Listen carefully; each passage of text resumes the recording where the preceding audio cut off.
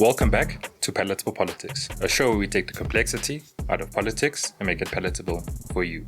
With me, your host, TJ Maslela. Welcome to the show. In today's show, we're going to be discussing law and family law in particular. Here to give us insight is an attorney and the founder of Sustain Law, Mrs. Tebello Motshwane. Welcome to the show. Oh, thank you, TJ. Sure, Mrs. Tebello Motshwane. So formal, like... Thank you. No one calls me Mrs. Tebello Motshwane, but thank you so much. What do they call advocates? No, attorneys. They just call me Tebello Motshwane. So you're like Mrs. I'm like, yo. It's a little bit formal and scary. It got like when people call me Aus Tebello, I'm like, yo. When did we get here? Okay. So we've dealt with the formal part. Yeah. Socially, how would they introduce you? Okay. Socially, bells, definitely bells. And but yeah, otherwise, Tebello Motshwane. And your story? And they'll just say she's an attorney and the founder of Sustain Law, Tebello Motshwane. And then we keep it going. Okay.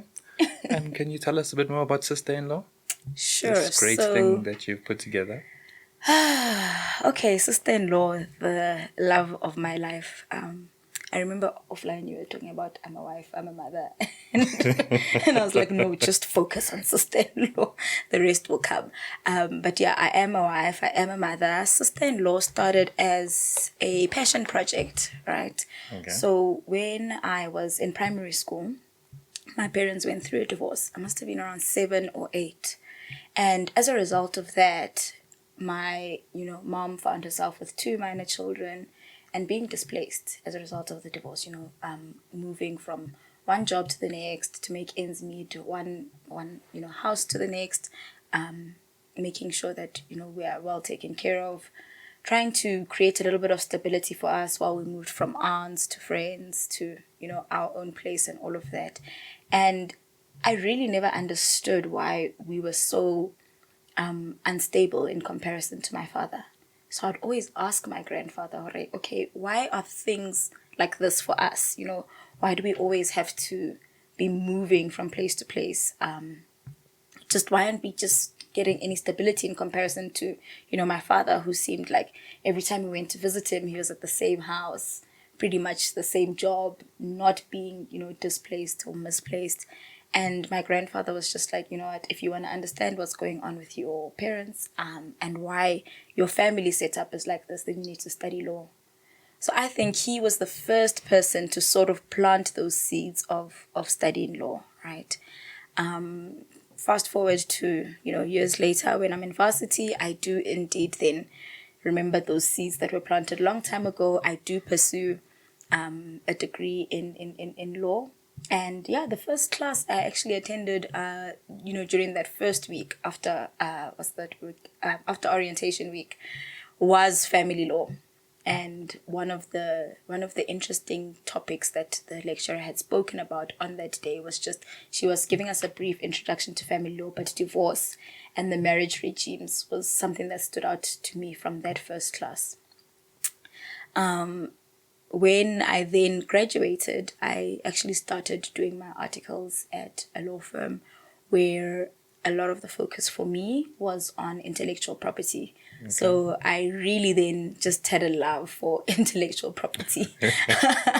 And at that time, it didn't seem like I was going to come back to, the family law stuff.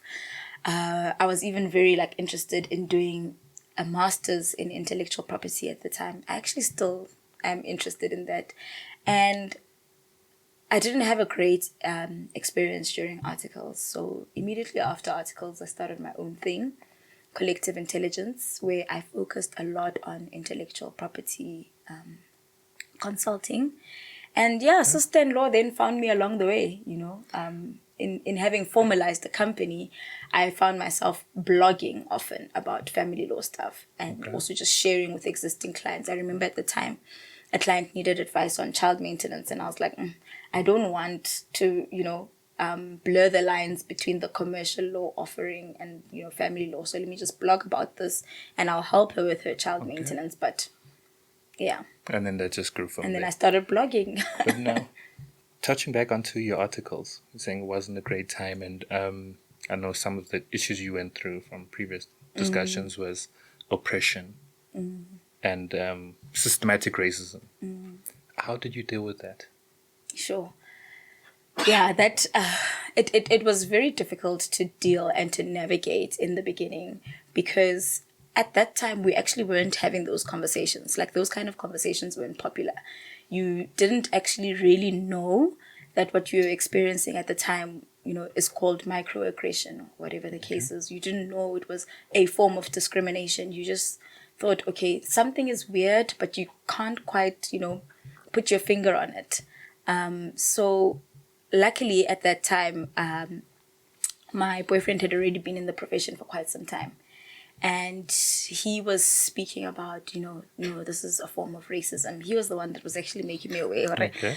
The way they're treating you, it's not make sure. And then I really started then being empowered through those conversations I was having with him at home to then talk to the other Black colleagues about their experiences and what was going on. And when we found that we were all going through, a similar thing, we then were able to see that, okay, this is exactly what's going on. There is a form of racism here. There is a form of, unfair, I don't want to really label it as unfair labor practices, but definitely there was something that wasn't make sure.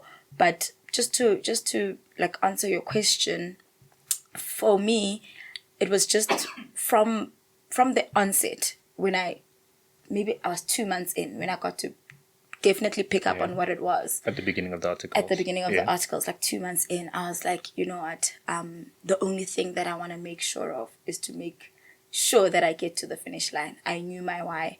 And I was very, very confident that my contribution to the legal profession as a whole, not to the firm, but my contribution to the legal profession as a whole needed to be meaningful and impactful. So I just kept going. I knew that the legal profession is something that I want to commit to and contribute to. But I just didn't know that I was going to be up for a huge fight to just make it through to the end. Without giving away your age, roughly how long ago was this where we weren't having those conversations? I'm fairly young. You do look young. You do look young. But it just... So when was this? Like 2014, 2015. Okay. Maybe start this. I can say start was about 2013, but let's say 2014, 2015. Okay. So yeah, very soon that will be 10 years ago. You next year. Yeah, that will be 10 next years month, ago. Actually. Yeah, next month we did 10 years. Okay. Yeah. So now you've done your articles. You now start with your... Initially, it was a foundation, or it was just volunteering? No, initially it was a blog on Instagram, Facebook. Yeah, you did say. Just sharing information, like what is child maintenance, who can claim for it, what is divorce, what is an uncontested divorce, what is marriage regimes, what's in community, what's out of community, and that's it. And it just then grew organically. It was a blog, then... which people can still find on your page. It's big now. It's big. Okay. It's big. For you guys' benefit, we'll also just put it here. So the information is still there. So basically, sister-in-law rests on two pillars. It is the legal information or legal education aimed at empowering especially Black women through, the information that's shared. And then there's the legal consulting pillar, which is basically how the company generates an income. And that was, so everything that I've done under Sister-in-law has always been ideas from people, and not necessarily ideas. It's just been like conversations. So for example, for me to then get the bright idea, because for a long time I had left my job without knowing how I was going to make an income through Sister-in-law. But I just had a good feeling about it. And very soon after leaving my job, someone was like, okay, how much is your consultation fee? I was like, consultation fee for what? And they were like, I just need advice on, I need somebody who's I think she was going through a divorce at the time. She wanted to know how she's going to protect, her minor children or her assets and all of that. And I was like, consultation fee? Great. And I just thumbs sucked my first consultation fee. And yeah, and that consultation fee was based on my hourly rate from when I was a candidate attorney. Okay, So makes I was sense. like, yeah, so I was just like, okay, we'll just start there. And then she sent the money to my, personal account, and I was like, why? Let me just go register this thing, Interestingly enough, when I came up with the name Sister-in-law, I had registered it as trademark, but not as a company. I don't have a reason why. And then I registered the company, formalized it, got a business account, started invoicing, and But Yeah. while you're there, the difference between a trademark and a copyright, can you just clarify that? Okay, so a trademark is, for example, the name Sister-in-law. You register that as a trademark. Okay. And I am, using that name to also just gain commercially from it. And a copyright would then be, right now I have an e-guide, that exists on my website. And that e-guide speaks about different things from marriage to divorce, child maintenance, wills. That e-guide that I've put together is ideas that have been put, to paper. And putting that to paper and creating a record is the copyright. That's automatic. So with a trademark, you have to register the name at CIPC. Okay. Companies and Intellectual Property Commission. Yeah. I think that's what it stands. It's something like that. Use the sounds right. acronym all the It time. sounds right. And then, so a copyright is automatic, right? Okay. With a trademark, you need to renew the registration every 10 years.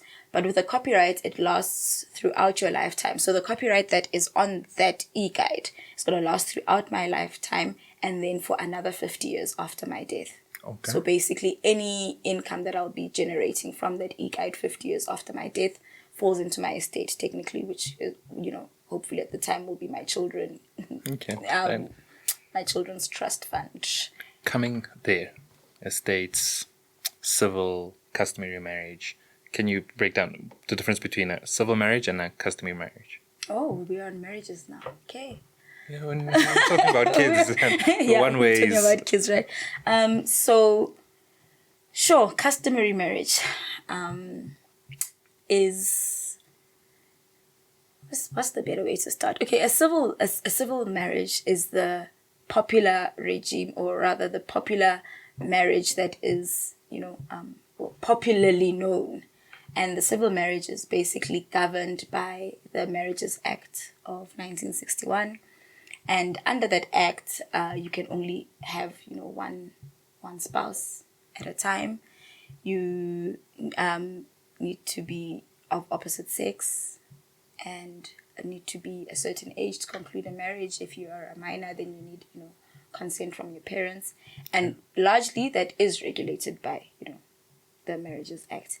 Then we have a customary marriage, which is which is regulated by the Recognition of Customary Marriages Act of 1998. And the reason why that came into being was to regulate all the marriages that were already happening. For example, komahayeng. Like, how do we align or protect spouses, who are married, back in the homelands, popularly at that time, right, before we sort of at least managed to modernize it. How do we protect those women who would find themselves, left to, or basically who would find themselves on the back foot? So, for example, their husbands will come to the city, leave them in the homelands, come and work, and then find a second wife, right? Second wife that officially actually or the unofficially. Officially they would even do the whole civil marriage and everything without the wife at home knowing. And I think that's how the term umfazwe pepa came into being. Like, this city wife would be the one who has a marriage certificate because she's she was married at Home Affairs, or the wedding or marriage was registered at Home Affairs, while the woman in the homelands who was raising the kids, who was actually customarily married, was then not recognized. And what would happen a lot of the time is that the husband then dies and she's making her way to the city to come and, claim his life policies or whatever, because he would go back home every Easter and Christmas and say, in the event that something happens to me, Godi mining or whatever, the company is going to pay out X amount. So he then does die. She goes to the city to try get answers and try get, this life policies money out, and they're telling her, you're not married, right? Where's the marriage certificate? She's not able to produce that. She was married 20, 30 years ago to the man, but it was all done traditionally. Like they had the lobola negotiations, they had the celebrations. She was over the age of 18 when they got married. So all of that cultural stuff was taken care of. It just wasn't formalized. So she had no protection until the act then came into being in 1998, calling it the Recognition of Customary Marriages Act. So you could say, I am customarily married to this man. Here's evidence. What constitutes evidence in that case? So it can be a lobola letter, it can be statements from family. The family just has to say, this couple has been together for 20, 30 years. We do recognize them as husband and wife because, on such and such a date in 1981, the families met, this was discussed, or whatever. All of that evidence, all of that, statements in the form of affidavit from family members also constitutes as evidence. So in a case like that, which one is recognized more? Giving the example you gave. So with the recognition of customary marriages coming into being, the act basically says every single marriage which was, concluded and meets the requirements of a customary marriage is recognized as a valid marriage. So a civil marriage doesn't weigh more than a customary marriage. So whichever one happened first. So nowadays it's easy for a woman to say, for example, in the example that I used, it's easy for a woman to say, I was married to this man 20 years ago traditionally. You need to invalidate this second marriage. And when that then happens and this woman is able to provide that sufficient evidence to show that she was married first, the second marriage is then technically invalid. Okay.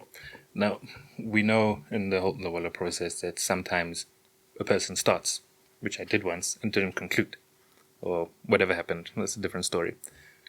No, what happens in that case? We can use you as our case study. Yeah. Okay, yeah. So, yes, and then life happened, whatever. So, a lot of the case law, recent case law is suggesting that if you started the lobola process and there were certain, and actually not always, it depends, each case is based on its own merits. Okay. But if you started the process and there were certain other factors that came into being, say you stayed together for some time, maybe you guys had children, maybe you guys built a house together, maybe on your medical age you had listed her as a spouse, or on a life policy you had listed her as a spouse. There's a lot of other factors that come into play, but largely lobola doesn't have to be paid in full for you to have said to, be in a customary marriage. So then at what point is it concluded? If you meet the 3 requirements, the parties must be over 18, must consent to being married under customary law, and that consent can be tacit, basically. You don't have to be like, I do. Okay. It can just be tacit through your actions. And the 3rd requirement is that it must be negotiated and celebrated in accordance with customary law. So negotiated doesn't actually say anything on payment of lobola. So we agree, okay, it's going to be 50K. Negotiated, yes. It's going to be 50K, Risia 10K, we'll be back. That's a negotiation. Okay. And that meets that requirement. And that's that. So one doesn't necessarily... Before. And the celebration aspect of it? Celebration is also based on its own merits, but a lot of the times, say, if after that first leg of negotiations goes well, and let's say the husband was, or the husband-to-be was sleeping at an Airbnb close by, or he was in the car, and then he then gets out of the car, and then, they do a little celebration, they ululate for you, they give you some lunch. When we see pictures on Instagram, we're going to say, oh, they got married. And a lot of the time anyway, after you guys do that, you're like, yo, makoti waka. Okay. So now, in the event of that case and something happens, it doesn't conclude, and now, let's use my case. Let's say, hey, actually... let's not use a case. Okay, fine. Use a random case. Okay. No, you'll come consult. I'm single. Mm-hmm. What's one supposed to do then? That, okay, so technically, this if you didn't then happen. had met the requirements of a customary marriage, and it can be, and it's shown that your lobola and all of that, everything that happened that day meets the requirements of a customary marriage, and you and your, spouse or your person then separate. A legal separation, or rather a legal termination of a customary marriage, is a divorce. Like Home affairs. court. Okay. Court. So if you guys hadn't registered the marriage, which happens a lot of the times, then you wouldn't be able to get the divorce at magistrate's court, like how most registered marriages can get a divorce at marriage court. You'd need to go to the high court, because they first have to declare that there was indeed a marriage formed on X date through those negotiations and through the process that was followed that day, and then they'll grant a divorce on those terms. Okay. So yeah, so the short answer is you need to obtain a decree of divorce from court. From court. Okay. Now, that happened once in community of property, which I assume customary. Yes. Is so generally... if you didn't conclude the antenuptial contract, the marriage contract, before the date of the negotiations, and I'm always saying this. You are laughing because you know. No. So if you didn't conclude it before the date of negotiations, and then it's apparent that you are indeed customarily married, then the default regime is in community of property, which means that everything you guys own, assets and liabilities fall into what's called a joint estate. And when you guys divorce, then everything is cut down the middle 50-50. So basically the liabilities of the joint estate will be subtracted from the assets, and that other portion is then divided 50-50. So that will include your investments, your pension funds, your properties. And at that time, it won't matter whose name the property is in, because remember, you guys are now married in community of property. So even if it's in your name, your spouse at that time will be able to claim 50% of it and your pension fund. Okay. Now, let's say you got married this past weekend. I mean, it's been wedding season, and a person didn't know they're seeing this for the first time. Now they want to say, actually, no, you know what? Out of community or prenuptial, how do they go about it? So if they already got married, then they have to do what's called a postnuptial contract. Okay. But in order to get that postnuptial contract done, they first have to go to court, high court, and make a joint application as the couple, and they can state that one of the reasons that they want this is that they didn't know that the nature of the transaction they were getting into. They thought that they were still going to be married next year when they do their white wedding. They've now just found out that actually they are married in community of property because they are customarily married already. So can they split, or rather can they dissolve or change the regime from in community to out of community of property? So it's a high court application. So I think one of the things that I want to get out is, if you have that lobola celebration, how welcome to the lobola ceremony of TJ and Lisa, whatever. The thing on... Yeah, the thing that you guys like on season. Instagram. Yeah, in the this season, yeah. Yes. And you do all of that and you share those moments with us on Instagram. You are already married, right? So this whole waiting for the white wedding to take place next year in April, and you have like a hashtag road to Mrs. Masilela or whatever. There's no road. You are already in it. The roads to changing the name. Yeah, but basically the marriage is done. The marriage is done, but it's not road. Yeah. And actually, you can change the name soon after you've concluded your lobola celebration or what. The one that you shared with us on Instagram, next week when you go to Home Affairs and say, we want to register our customary marriage, then you can already change your surname then. You are already Mrs. Mangma. So it's just road to white wedding. And you're saying it can be after the first one. Hey, initially there's one at woman's place and then at the gent's place. You don't even either need one. all of that. Yeah. So either one is... Guys, I hope you're aware of your marriage statuses. And also the complication also arises if you do all of that now in December during wedding season, blah, blah, blah. And basically, let me use this example. Let's say we've been living together for 8 years. We finally do our lobola thing.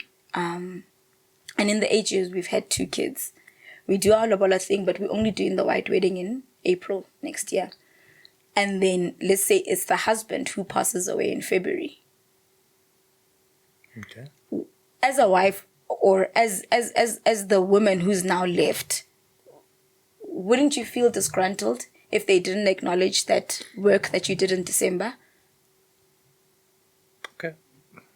It's not fair. What then happens to the 8 years of building?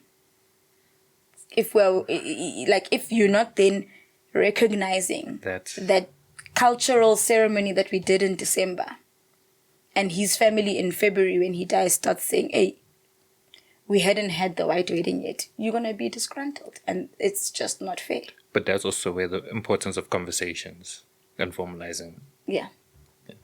So now... So if you have done that lobola process and the negotiations or whatever, the next thing you must be doing is tomorrow go to Home Affairs and register your customary marriage so you can get a certificate because you're married. Okay. Now, let's use that example. One has done it, so they've got that customary marriage certificate. And on the other side, they do have a will saying, I would want my car to go to Steve. And I die. What takes priority between the community of property and the will? So, by virtue of being married in community of property, the 50% will go to the surviving spouse. And then the other 50%, which belongs to the husband, will then be distributed in accordance with his will. So technically,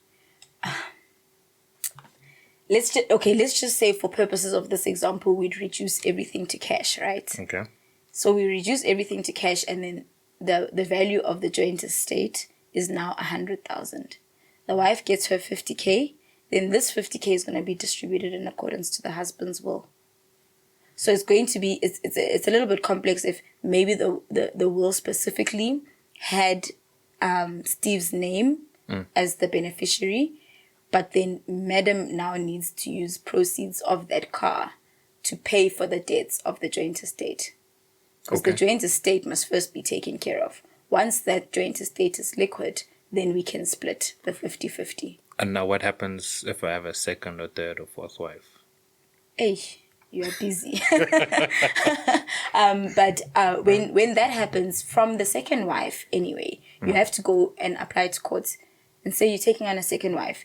And then each marriage is going to be regulated by a, antenuptial contract. So you'll be married out of community of property. So as the man, your assets will remain in your name and you can then distribute to your wives. If you've got a will in place. If you don't have a will in place, everything will be split between your wives and children. Okay, all right. So this is essentially at the heart of us knowing our rights. And rights and duties, responsibilities. From your side, on the politics aspect, we're heading towards elections. What's the important thing you think people should know, one, about their rights, but also about the responsibilities? Okay, so personally, I believe that the Sister in Law platform is one of the tools, especially, you know what, not just women, one of the tools that people can use to educate themselves of the rights that exist, that protect them.